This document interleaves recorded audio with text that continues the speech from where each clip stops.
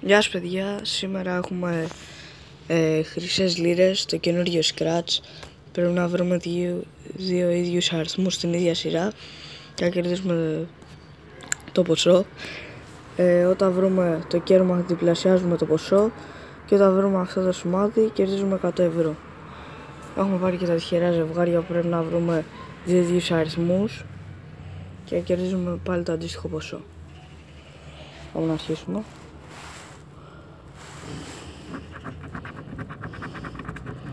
19, 5, όχι, 26, 26, κερδίζουμε, 32, 20, 10, 6, όχι,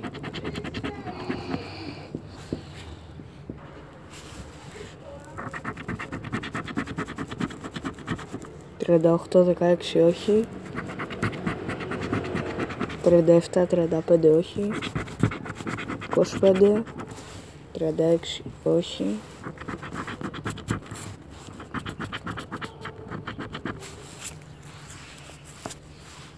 30, 11, όχι,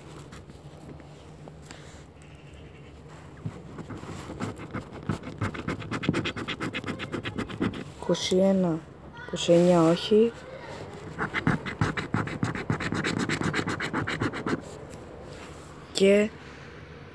12, 21, 18, 14, όχι.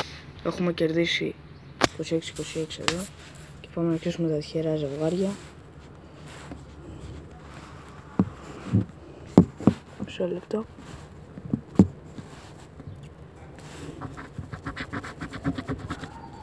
Εννιά, 1, όχι, μισό, γιατί έχει θολώσει η κάμερα.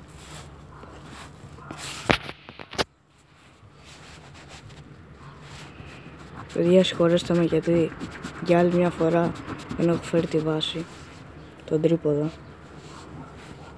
και είναι λίγο δύσκολο. 2, 3, όχι,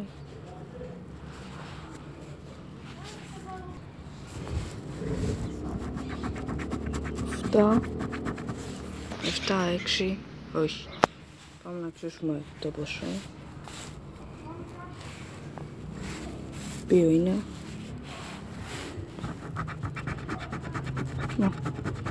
5 ευρώ.